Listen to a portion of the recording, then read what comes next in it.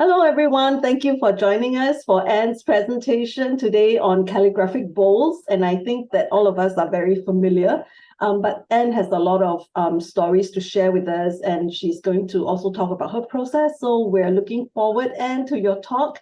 I'm Dorothy, and I'm the host of the Art of Letters, which is a calligraphic, it's an electronic platform which I created to promote calligraphic art.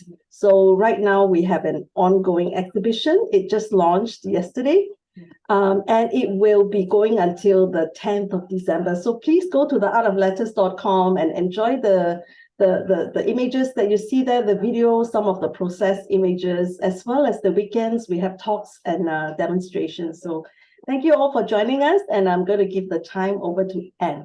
Take it away, Anne.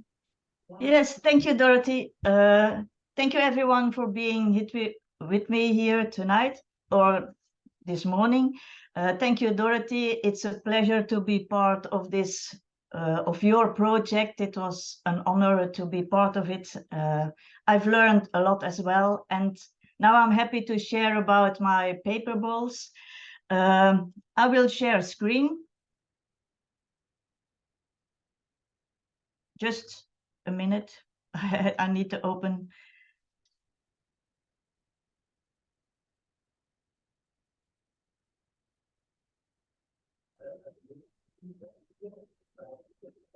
We're all looking forward to. Yeah, it's coming. Yes, no worries. Oh, there we Instead go. of opening, I closed it. So those things happen. I will make it okay, just like this. So here we go. I just have a few general words to say about the paper balls. I will read it, and then later I will show you different examples of the balls. So I like form in general. Form in nature, architecture, and sculptures inspire me. During my studies in interior architecture, I made a lot of three-dimensional work, maquettes, and objects. Three-dimensional work gives new layout possibilities. You have the outside, the inside, and the upright surfaces. In 2000, I saw a plastic folded origami object in an art shop in Bruges. It gave me the idea to create a paper ball. At that time, origami was mostly used for figures and sweet little things for children. I searched for more info about paper folding. My first ball was made for an exhibition in 2001, and it was a well-known origami structure. But I wasn't satisfied because the ball had no round shapes. I searched for more solutions. I folded for hours to learn techniques to become comfortable to develop other structures.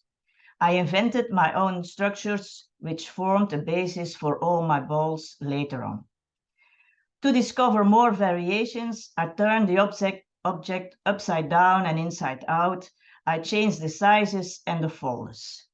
I like the many faces of a ball. I use a square, a circle, or a rectangle of paper, like circle, arch de Velin, MBM, Steinbach, or BFK Reeves. I draw the guidelines, score with the bone folder, fold and paint the inside or outside, mostly with black sumi ink. At first, I only used little sticks or a cord to hold the ball together. Nowadays, I also use clips or sewing with thread. At start, in 2001, I asked myself many questions. Can an organic form be artistic, or is it just for little things for children? Can a calligraphic artwork be part of an interior without being in a frame, just as a three-dimensional object? Can a paper ball be artistic as a ceramic bowl or another object in wood or glass? Are they equal in value? Does a ball need to have a function, or can it be just an art object? How can I combine my calligraphy and tell a story through a ball? How can I create an interesting graphic object? How do I present a ball to give them a valuable look? Could a ball be respected? Could a ball be a respected work of art? when I teach the paper balls, I have 3 options for making a ball. The first one is I draw the guidelines for the ball on the paper and write the text related to the specific form. Then I fold the ball. A second option is I color the entire paper with different tools and use written text and signs with acrylic ink, acrylic paint, and sumi ink. Then I draw the guidelines and fold. And the third object is I use an earlier calligraphic work, draw the guidelines, and fold. So now we will go on to my first ball I ever folded. So this is the basic origami form. I used Steinbach paper. I colored the paper inside and outside with acrylic paint, together with some water. And I wrote some text inside the ball. So here you have text and here you have text. I hold the ball together with a cord, otherwise the ball is going open. And when I was taking pictures, I discovered that a ball has many faces, how the way of my viewpoint of taking a picture, but also of how to fold and to lay the ball on the table or standing on the table. So and you can see there are no round shapes, but I wanted to become round shapes. And here is my first ball, is a flat ball. And you have here the round shape. I have the bottom and the upside surfaces. I hold the ball together with little sticks. And so I became a more round shape ball. Here you can see it's not so high. It's just about 5 centimeters high. And the little corners are on the table. So the table is a support for it. I've wrote with watercolor in different layers on the paper. For this ball, I first wrote the text related to the structure of the ball.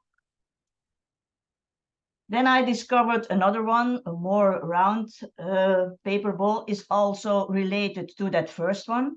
And I wrote my text also related to this specific round form structure. I wrote on the outside, but also on the inside of the ball. And I needed some wooden sticks to hold the ball together. The background is with acrylic paint together with some water.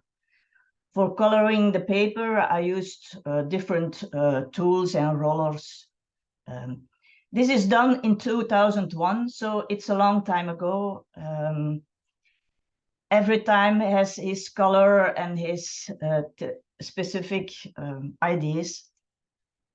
This is also another one with the same structure, but it's with different colors. The text on the outside, on the inside, and yeah, this is the same structure, but I did with walnut ink, and the background is more a free written calligraphy. Only on the inside, I wrote a text in formal writing related to the text. So you can see the text inside the ball. But here, it's not so legible, but when I'm making my balls, legibility is not my first goal. I think the graphic design of the objects is the most important thing for me at first. This one is also a flat ball. It was done with one of my examples for my classes about a ruling pen. And I had that paper, so I thought I will fold the ball. And I'm always surprised to see how the calligraphy is going with the structure of the paper ball. I'm always surprised to make them, and I'm excited when I'm making a ball. I want to see it already, how it will look like when it's finished. So this is also one from 2003 or so. You see, this is the bottom and the upside strokes. The next one is, I changed the sizes. So the bottom is very small one, and the upside surfaces are much higher. So the ball became some different became different.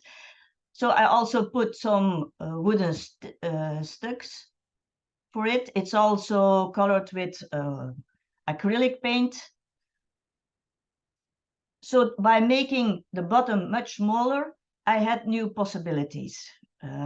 For this one, I wrote a text related to the structure. The bottom is also much smaller. I wrote some gestural writing on the foldings, and I used some folded pen writing. And here is a picture of the ball when it's closed. So when I'm taking pictures, I close the ball, I put it open, and every time the ball has a different face, a different look, and that's what I like about it.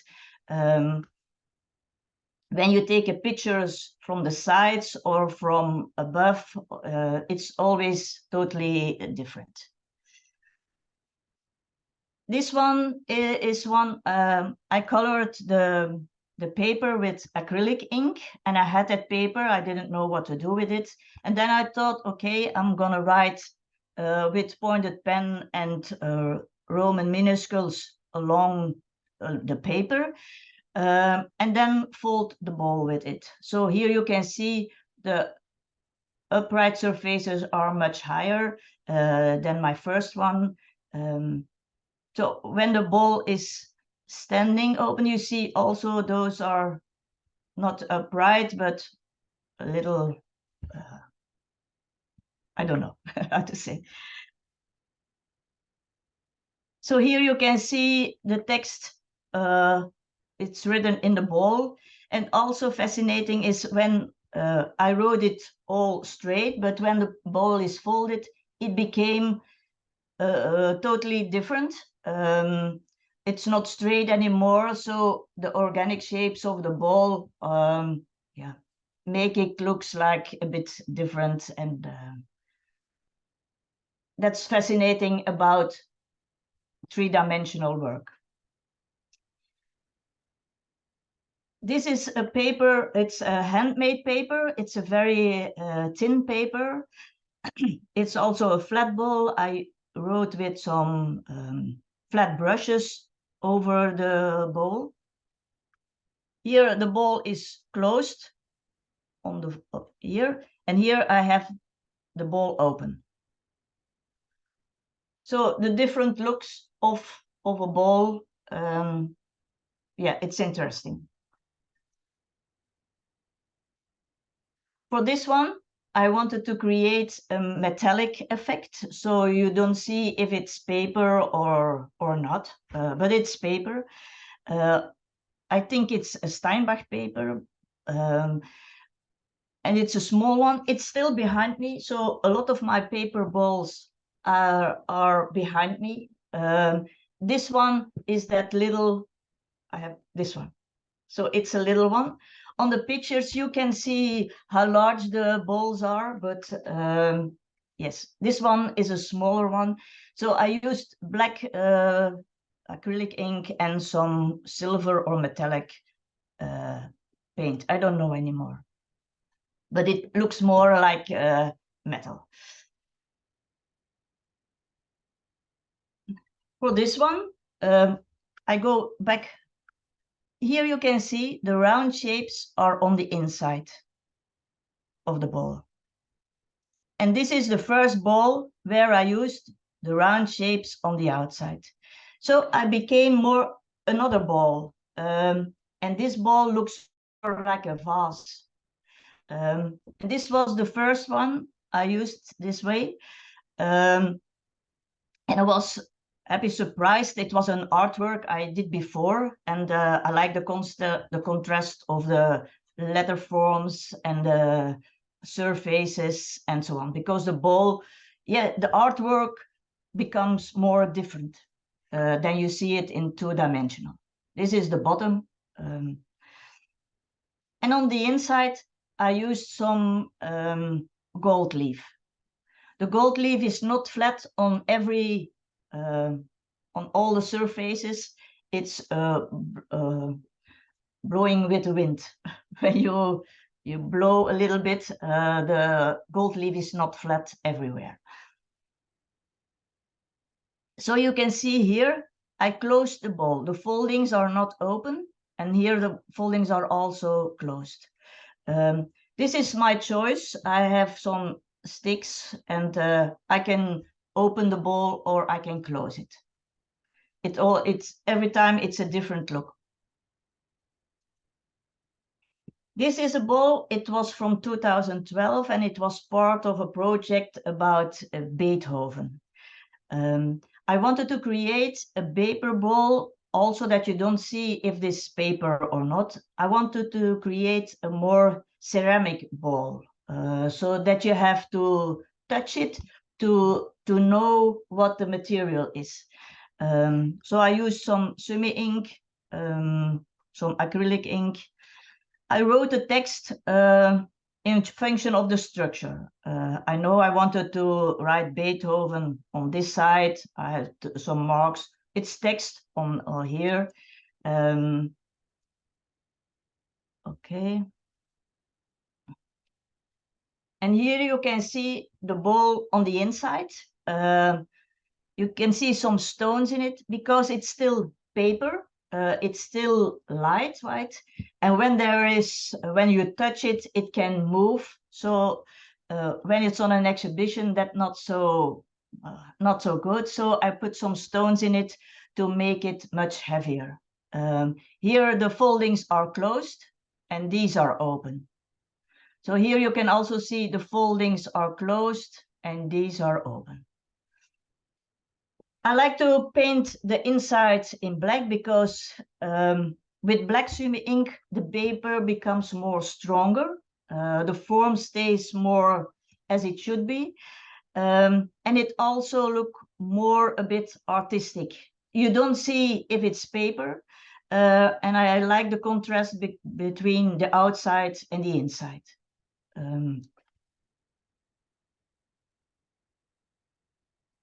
Here is the ball. The ball is here. And this was another artwork I did for the same project about Beethoven. It's also a three-dimensional work with quotes and text about Beethoven and his life and so on.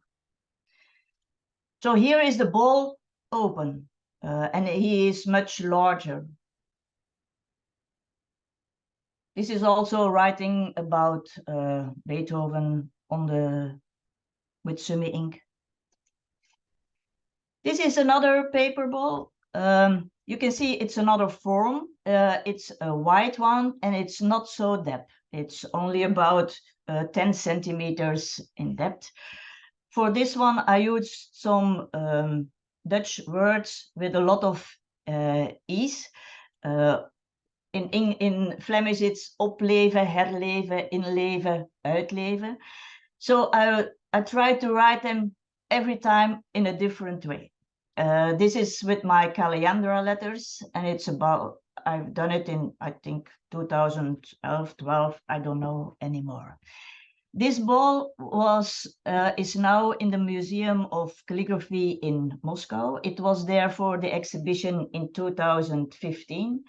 Also with the Beethoven ball. The Beethoven ball came back to my home, but this one is still over there. But I can see that the museum is closed nowadays, so I don't know where all the artworks are nowadays in Russia. I hope they will have a safe place for it. As you can see here, the bottom is not flat, so the ball can stand on her own. I need some holders to put on the balls.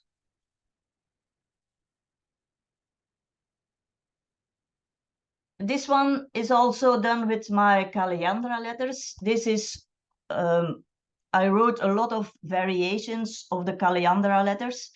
And when I finished the entire paper, I decided to fold a ball of it. It's a square paper. Here the ball is very open. I love also the contrast between the letter shapes, the white space, and not really related to the foldings, but that makes it more dynamic. And I also loved the writing and the variations with the Calliandra letter forms. Here's also a little holder to make the ball standing better. This one, it's related to my first design. You can see there's a small bottom, and the upside surfaces are much larger. Here I have no sticks or no cord, so the paper is standing on her own. I used some pointed nib. It was an exercise for my course, An Adventure with a Pointed Pen. This is Calliandra letters with pointed pen, and this is written with the pointed pen upside down. So I became more a structure, and I folded this ball and I painted black on the outside. When I use my artwork for the paper balls, of course, I know the structure of the ball, and I know where the text will be on the paper ball. It's not only just by accident. I chose the paper and the artwork, so the text and the calligraphy will be good on the ball. On the ball, yes. So this is also Zerkal paper. Oh, the ball is over there. That one.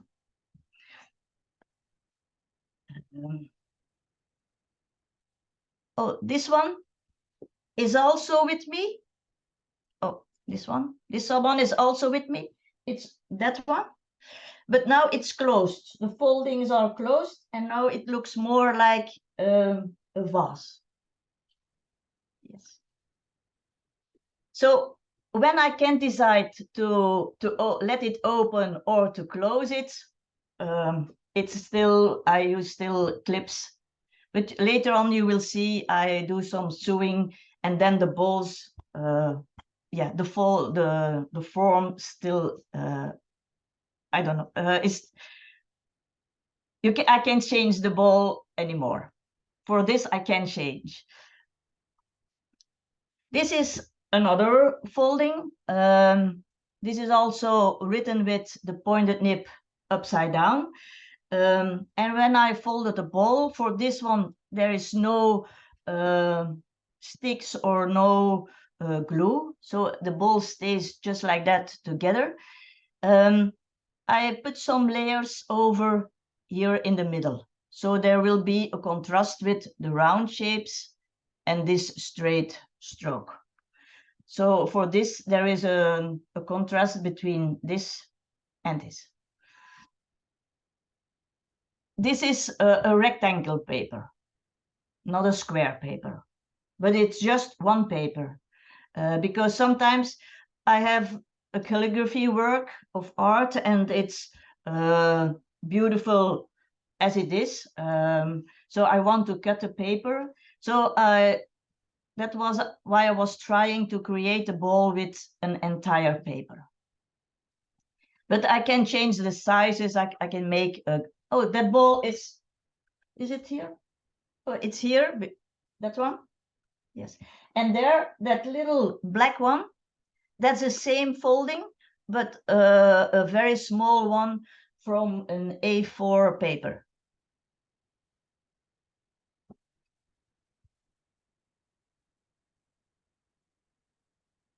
And then I wanted to try a circle one. This is the one over there. I think there's a lot of too much sun here. Oh, it's still, yeah, okay. Yes, the sun is shining, and I have a window here above me, so I can change it. For this, because with my Calligraphic letters, I wrote a lot of circles, and I wanted to create a ball in a circle. So I decided to start with a circle, but for that point, I also had to turn the bottom into a circle. So here, the bottom is a circle, and then I have the foldings. It's a zerkal paper. It's also done with pointed nib. I like the contrast between the white and the black, and here is a formal writing. But when you can see the ball has different faces. I like this as well. I like the shapes of here. I like it when you see just only a few little things of the writing. Yeah, so I like to make pictures of it because of the graphic design and the view of a ball. I can appreciate my balls much more when I have pictures and in a different point of view. So this is a totally different one with my Calliandra letters. It's a small one. It's not here. So I did a lot of practicing with my Calliandra letters and circles. So I tried to do one with a little ball. And this is the little ball outside in our garden. So I also like to make pictures outside and the influences of the sun and the little flowers and so. This is also part of making balls and making artwork. As Dorothy said, making pictures and presenting the work is as important for this. So nice. Hello, is someone's radio on? Maybe can you unmute yourself if possible? Thank you. So this is another one. You recognize the form of the ball, but here I was writing for a class in David Chan letters. I wrote some variations in very small, tiny letters in white on the left and on the right. And when I finished that paper, I thought, oh, that's good to have a ball, to have this ball, and to have a contrast with this kind of these shapes and these shapes and the red part in the middle. This is written on black arch paper. It's a very smooth and very lovely paper to write on. The back side is done with a brush, a flat brush, but I have no pictures of the back side. That ball is not here. It's with someone else. This is another ball. It is done with an artwork I did before. It's a square. And it's also, you can see it has no flat bottom. So it's always standing on one side. It's holding together with some clips. I use some gold leaf on the inside and I colored it with sumi ink. So you can see also the different faces of this ball. It's here below me. So that's the one.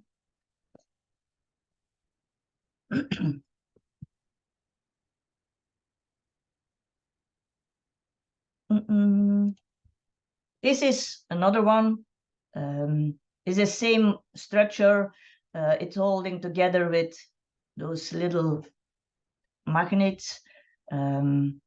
So I also think it's important with the three-dimensional work how the text is related to the form. This is not meant to be like this. It's by accident, or that's how I choose my paper, maybe, that the text is like this. But I first did the work. Mostly or frequently, I use my practicing sheets or my example sheets to fold the ball. Maybe at the end of a project, I have some practicing sheets and I decide to make a ball of it. So the ball becomes a part of the entire project I've done. This is again another folding, but always based on the same structure with some variations. For this one, I also have round shapes and straight one. I was working with the word fragile. I was making marks. This is on a Zerkal paper. Fragile more in a positive way, and I colored the paper more in red, black on the inside. This is for this ball. I used some sewing for the first time. I have no picture of it here, and here there is some sewing. Later on, you will see other examples of sewing. It has a small bottom and it's very open. It's not so wide, it's about 10 centimeters. Oh, the bow is over there. Yeah. I also made a gray one, more fragile in a negative way, with more fear and so on. Just marks and another feeling about it. These are 3 other paper balls in another project. At that time, it's about 2018, 19, 20, I don't know anymore. This one is behind me. It's over there, the other one as well. So this one is also for sale. And I wrote a text about what's so funny about peace, love, and understanding. I wanted to create a collection of almost the same balls. I wanted to use different structures with it, but they needed to be a collection. So this one, I first wrote a text on Zerkal paper with Sumi ink, and then colored with acrylic ink and Sumi ink together. For this, the same. And you can see for this one, I wrote some, I did some sewing here as well to hold the ball together. So the sewing is part of the decoration of the design of the paper ball. So here the ball is written. The text is written on the ball. It also has different faces. You can see on the website of the Art of Letters different pictures of that ball. This is the ball with a more closer view. As you can see, it has not a flat bottom, and it's wide but not so deep. It's holding together with little clips. And for that ball, I designed a little holder. I folded it in paper, and so the ball can stand very well. That one is also with a little holder. These are the different faces of that ball, but every side looks different. You see the sewing here, and the ball is a little open. You can see the foldings. This is the view from above. It's a small bottom, and the up surfaces are larger. These are the foldings, and they are part of the design as well. So this is a very symmetric one.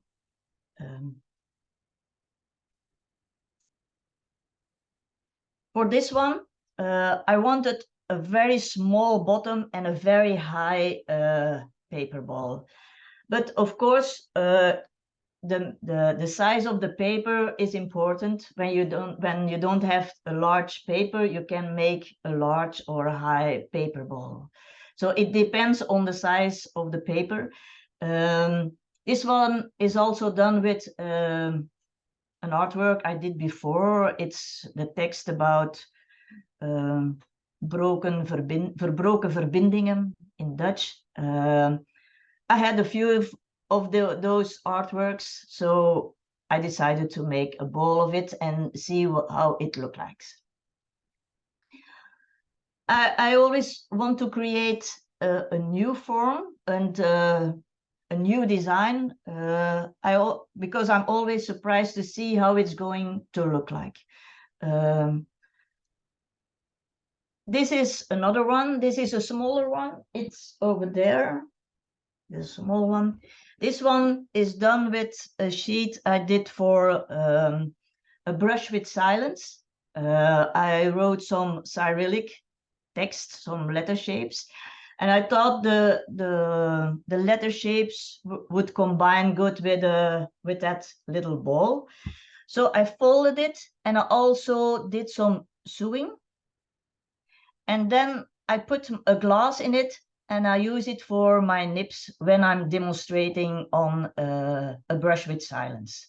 And I write those Cyrillic letter shapes. So here the ball has a function. All the other balls have no function. They are just an object, just an art object to be in an interior. As you have a lot of things in your interior, they have no function. They are just there to be beautiful, to give you an emotion, to, yeah. So I think about, does a ball need to have a function or not? So also the different shapes of that ball, the different views. Those pictures also inspire me from some other artworks and so on. This is a very little one. It's over there. Those two, they are just about 12 centimeter high. They are also done with some sheets I had from the course when I shaping a story with Brody some months ago. So I also tried the little ones. I didn't want to throw away those papers, so I was surprised how they would look like. So I was surprised to see this is just one ball with different faces. I like the geometric forms. As you can see, you can see the foldings because I closed them. I did some sewing, so the balls are closed and are more like a vase, like a ceramic vase. So here is the blue one. It's also over there. It's also a little cute one with the 4 different faces of the ball. So when you use a paper an artwork that you already did before, yes, you don't know how it will look like when it's folded until it's folded. So, and you see the different spaces, it makes it more dynamic than you. This is the inside. So here you can see my sewing here. And this is part of the design of the ball and some writing inside. This is also a little one. Some more colored. And then I made this one. It's here, it's over there. It was done with a paper I had for more than 20 years in my map. It was an example for one of my classes. I didn't want to throw away that paper, but it was just there in my map. And then I thought, okay, I will fold a ball of it. Because when I take my artwork, I know that when things go wrong with the folding or what else, that my artwork is gone as well. So that's why I always need to be careful and to think about carefully that the ball will be okay after it's folded and that not my artwork is gone. So I folded it. I looked at how the artwork would be on the square paper. And when I folded it, I saw that this all was coming together. I was very surprised of it, that the design looked very asymmetric. Even the artwork was very symmetric on the paper, but once folded, it had a totally different image. And I was really surprised about this little ball and the results with it. Here the foldings are closed. Here they are a bit open. And then I thought, what if I turn the foldings to the outside? And I turned the foldings and I put them on the outside. And the ball had another new view. That's how I changed all the foldings. So the different view from a different stand of view. And I was very pleased with it. I did some sewing here, to hold it all together and to give it a good look. So for this, of course, you can see it's paper, but it has a good form. The form is standing very well. And because it's always coming very beautifully together. And here the asymmetric, and that point is just over there. So that artwork of 20 years ago has now a less or more a function. Then I made a totally different one. It was also a part of shaping my story when I was making marks with a lot of colors on the paper. This is the entire paper I used to fold a very organic form. It was a new form again, because it has a different shape. I used some holder as well. This is an aluminium holder. I asked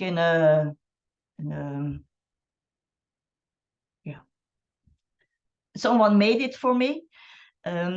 This is a rectangle paper. So I have the organic shapes of this ball. Here there is no text in it, but the sewing is here and here. This is the first one I made with this form. I wrote a paper with my letter shapes, Bastarda of the copper plate. This was an example for my classes. And then when I did a paper, I was not totally happy with the design of it. So I thought, okay, I will fold a ball. I will see a totally different view of that artwork.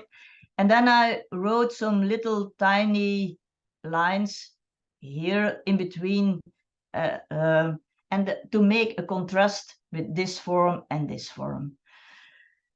And here I have a little stick to hold it all together. This is also another one. I wanted to create a flat one again. I think this is a square paper. I did some sewing on different places. This was done with some paper I had with me. Here is some marks within. I thought it was great to have that on the inside, to have a contrast with the inside and the outside. I didn't color it in black, but the paper is colored on both sides. This is about 40 centimeters. Oh, that is the one here.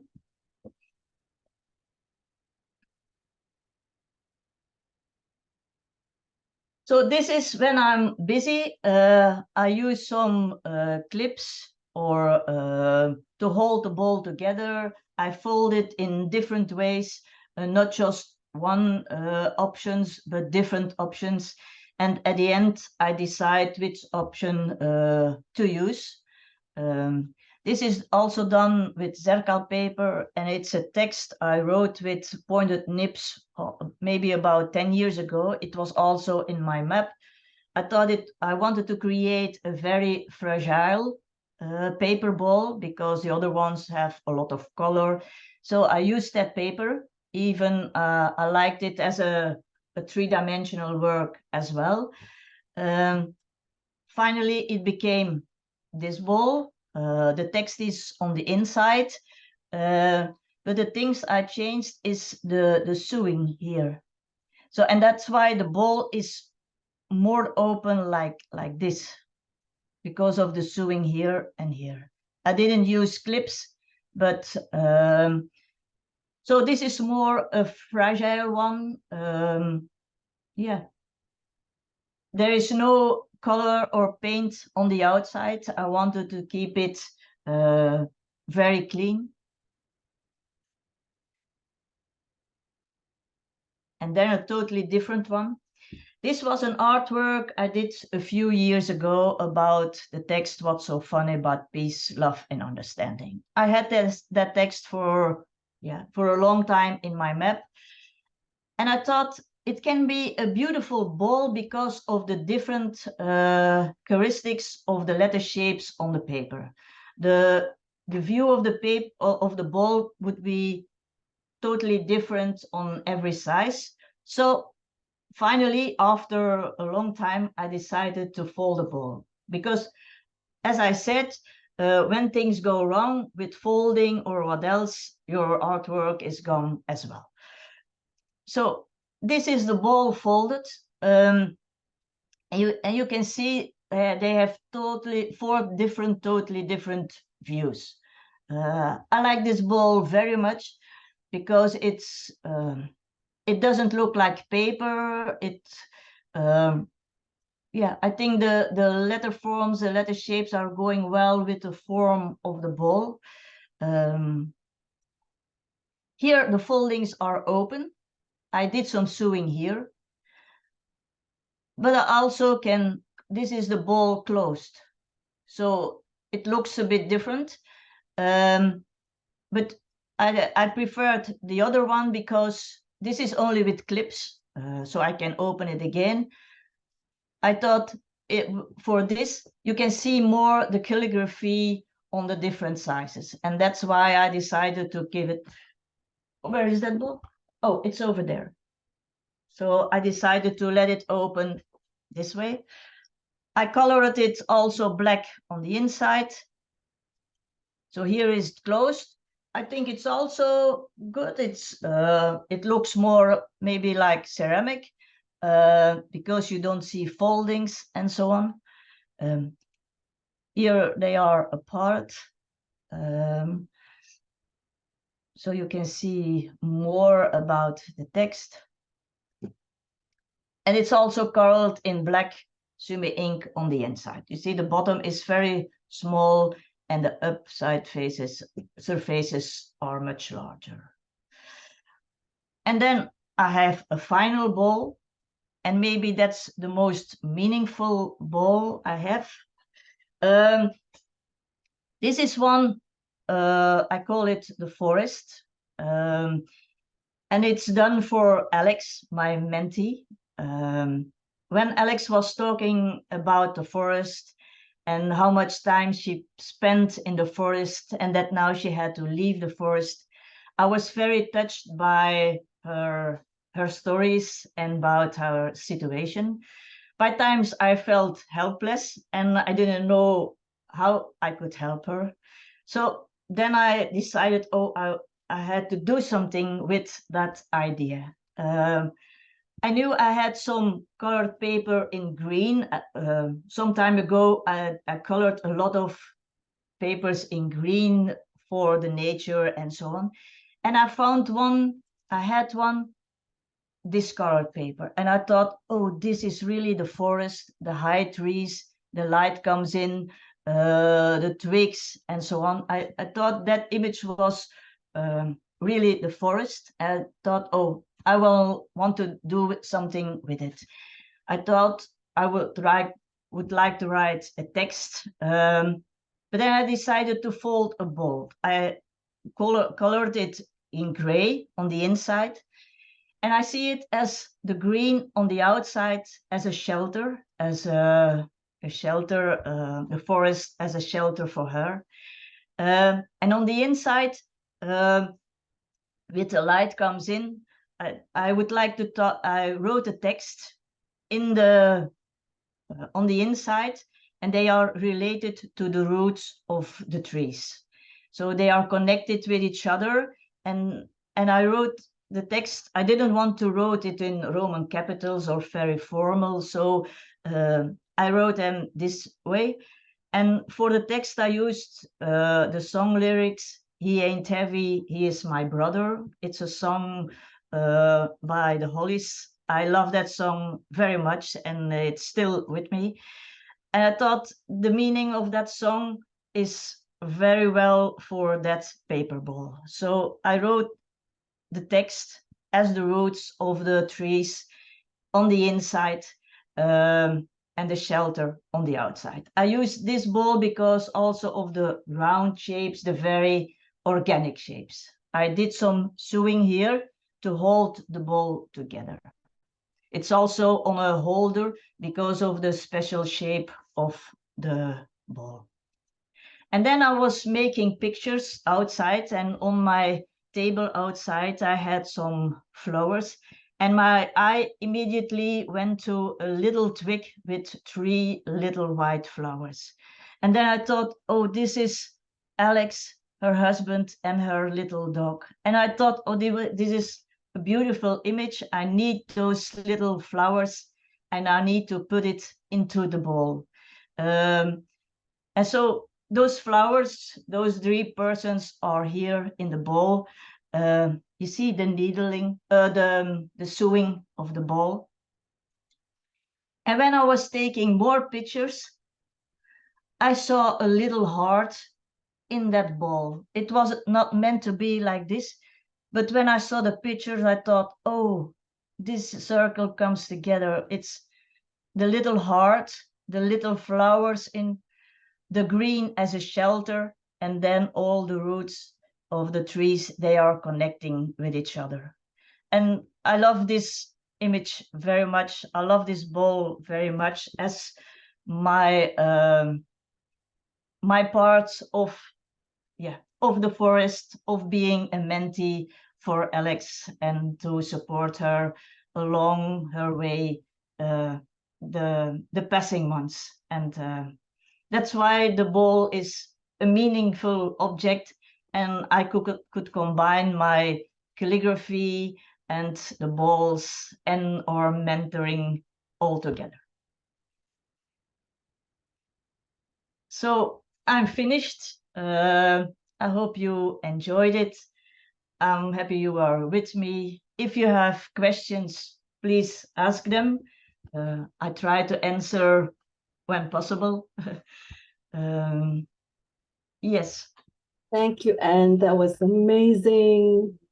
Amazing. Thank you. Does anybody have questions or reactions, responses to Anne? I see a lot of comments about being very... Shall I stop the PowerPoint? Yes, you can. So we can see everyone. Yeah. Oh, there is a question. Do you hand sew or machine sew? A machine? You sew with a hand? Yes, it's by hand. By hand.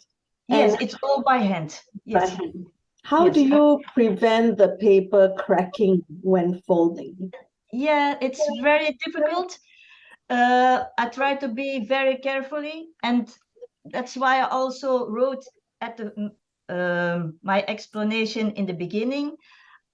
I practiced a lot to be comfortable with folding, because folding is not just folding. You need to find a good way to lay your paper on your table and to fold, and to be not to fold too much, so to become folding just once or two instead of again and again and again. So yeah, once you know the structure, try to fold most just in a few steps, not to turning the paper too much.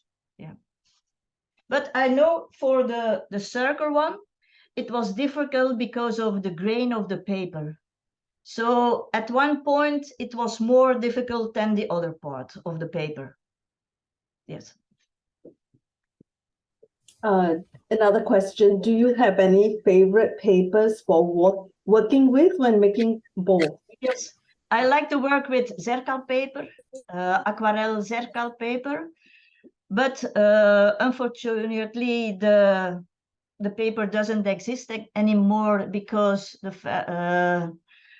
fabric, I don't know, the place where the factory, yes, where the paper was made had some troubles with water. There was a few years ago there was too much water in the factory, so the machines doesn't work anymore and there is no zerkal paper anymore.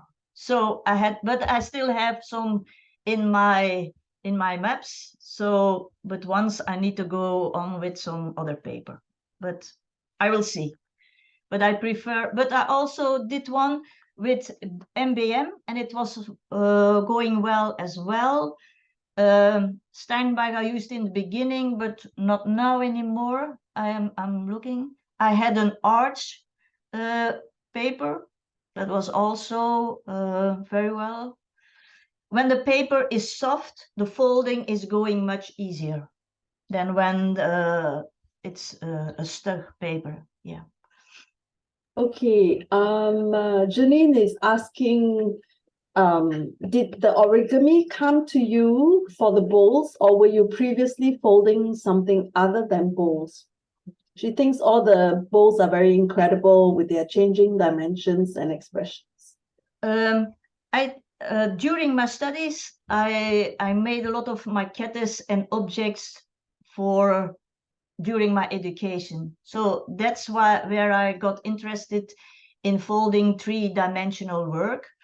And when I was doing calligraphy, I wanted to create something else, something creating that was close to myself. And I was thinking, what is close to myself? Oh, and then I thought, yes, my education as an interior designer, where I was folding and making maquettes, when I can use that part of me together with my calligraphy, this is one part, and that makes it all together. Was that an answer for your question? No, it's a beautiful answer for my question. I was just really intrigued because I mean I've seen some of your work, but the diversity of the structures, the tactileness of them, the changing sort of texture of the surface looks a bit vellum-y, parchmenty, sometimes painty, sometimes graphic-y, and all of those sort of changing sizes and shapes and dimensions. It's really, really interesting. So I was just interested whether you just started, making bowls, or whether you had, sort of learnt your skills elsewhere, because these are quite complex structures to have stand. Yeah. Because I always want to try something new. It can be positive, but it can be negative, being always trying to do something new. We know. So when I want to make a ball, I'm always thinking, okay, what can I change about this ball? It can even be the surface, or it can be the folding, or it can be the sizes. So that's why my balls have always a different look, and a different, are different, because and maybe they are also part of a project I am doing at that time. So every project is different. So every ball is different.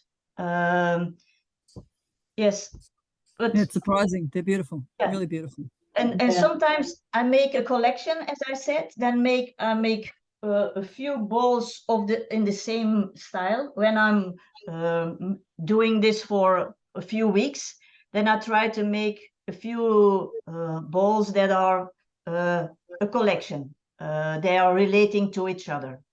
I didn't do that in the beginning, but I thought when I have a collection of 3 or so, they are going well together on an exhibition, for example. Or a ball is also going well with the artwork. That's why I love it also that I have an artwork 2-dimensional, and then there is a ball 3-dimensional. To have on an exhibition, it's more dynamic, more variation of it. Yeah. So Good. that Yes. stimulates me to always change things and try things, and yeah, and not every ball is a success or doesn't look very well or this. So I need to try as well. But the hard thing is that I need to story my paper balls. So now they are here. I took away all my books, so they are now all in the house. It's a bit of a mess, but you don't see that. So, but now when my balls are going away, they are in my house, or they are in boxes, they are in glass cases, in glass boxes. So they are everywhere, but I don't have the place anymore to make more balls and balls and balls. Yes, so yeah. I'll send you Yeah. my address. Yes, I sent once to Moscow. It was on the way for a few weeks to send. Yeah, but now I know how to do it better. Yeah. Send it. So there are some related questions, like Yes. when you encounter a problem and you need to say goodbye to the artwork, how do you manage that? And Yeah. that process within you as an artist to say, to say no to your art. Yes. Yes, it happens that an artwork isn't, yeah, and the ball is not going well. Then I think, yes, this is part of the project. Yes, I need to learn as well, and so I have to make 2 mistakes as well, and it's not going well always. So I need to make mistakes, and probably I learn from those mistakes. So it's more difficult when it's a commission for a client and something goes wrong. That's more difficult. But when I fold a ball just for myself, then I think, okay, it's a mistake. I would like to learn from it, and next time I will do it in another way. So you keep going, never give up. It's always part of my calligraphy. Wonderful. Thank you. How do you prevent Sumi ink from smudging? From smudging. And what is smudging? When the color comes off or it sticks to another thing. Yes. Some Sumi ink is sticking, but I have the one that Yukimi is also using. It's the green bottle. Oh, I don't know the name in Japanese. The green bottle like this, and it doesn't stick, and it's going very well. I use it. There is a difference indeed for Sumi ink. The green one is a beautiful black one because it has some oil in it, I think, and some other Sumi ink, it's not that black. So sometimes I need to use 2 layers of black coloring to make it good black enough. But the Sumi ink I use there, it's not sticking, not, yeah. Okay. It's working perfect. Good, good. Do you put anything on your bowls to prevent damage from moisture or dust when they are displayed? That's why I use acrylic ink or acrylic paint and Sumi ink. But I have a few that are done with gouache.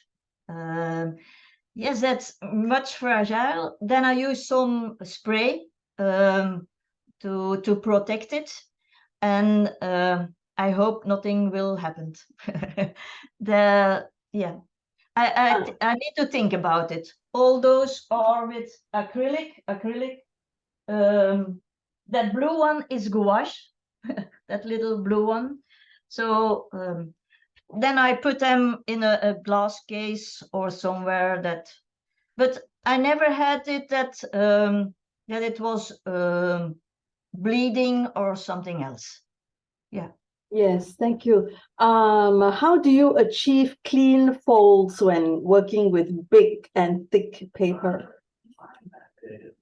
I bone a lot. Is it folding, boning? I think scoring. You score the paper. Yeah, story. a lot and very carefully, so I can fold it very well. Yeah, and because also when the ball comes together, the paper is it's so the folds are opening, are going Under down. tension. Yeah. Yes, okay. And if you didn't like the shape of the bowl, is it hard to fix? Or do you start all No. over again? Yeah, you have to start over again. So once you have one fold and it's not okay, yes, that's a pity. No, you have to start again. So I need to think at first which artwork I'm going to use for which structure. Is the artwork going well with the structure of the paper, with the structure of the ball? Yeah, because, yeah. Which is the largest bowl that you have ever made? The largest is, it's not here, it was the Beethoven ball. It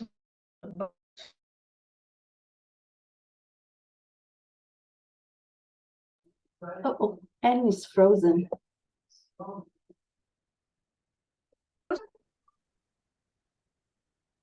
Oh, and Yes. your frame froze after you did this? It's frozen again? No, now it's good. Now you're back. So you were saying the Beethoven bowl. Yeah. Yes. I don't know what I did. Oh, I'm afraid to do something. You're back. But once, yes, once I was teaching in my classes here, and I asked a student to make a ball, and she made a very large ball. It was maybe about 50 or 60 centimeters. Christine, do you remember that ball from in Krankhoven? No? Maybe it's a long time ago. It was... You're muted. Christine, you have to unmute. I wasn't there, so I don't know. yeah. Okay, no problem. Yeah, it was 2007. It was a long time ago. Okay. Well, I think those are the questions that we have, and there are a lot of comments about how wonderful, what a great variety. It's marvelous and very beautiful. And of course, everybody loved that story about the forest bowl. Yeah, Alex, do you want to respond? Here's Alex, and she was the mentee for whom Anne made the bowl. Yes, I don't know if the forest ball is on the website. I don't know. No, it isn't. No. Do you want to put it on the website? Yeah, if possible. Okay, yes, I will do so. Yeah, because it's part of, or for both of us, it's part of our project together, and yeah. Yes, yes. Yeah. Alex? Yeah, and I just to say several things. First of all, I want to say that my husband is a huge fan of yours. And during the presentation, he was like, "Oh my God, it's so beautiful! No, the next slide is even more beautiful. It's so beautiful." So he's absolutely charmed with everything you do, and especially with this forest bowl. And actually, I will be saying about it like in no time. But the thing that I want to say a huge thank you to is for your being so sensitive for what was going on for my quite complicated state. And just this bowl is something absolutely incredible. And now I look at it after some time and I just can feel this like pine tree forest and everything that I was telling you about. And I'm so grateful that you actually reflected it in your art. This is just such a privilege. It's so incredible. It's so beautiful. And all those that I really loved stepping on, and it can be felt in that art. So thank you so much. You're welcome. Yeah. Okay. I would like you to send that ball if I have your, well, but we will talk about later on, after the project. How lovely. Thank you, Anne. You're so generous. Oh, wonderful. Okay, well, we've come to the end of Anne's wonderful presentation. If you have... Yes, go I ahead. can't read the chat. I can't answer all the things that the people wrote. So I don't know if I can read it afterwards. Yes, I will have it sent to you. And all the questions I have directed to you already. Yeah. But you want to read all the other comments, which are wonderful. Yes. So thank you, Anne. Thank you so much. And everyone, thanks for joining us. And next up at 7:30, Alex is going to be sharing. So it's a good follow-up to Anne's sharing. So Yes. thank you so much. Wonderful Okay. presentation. That's Thank you, very Anne. great. Bye, everyone. Thank you, everyone. Bye. Bye, Jan.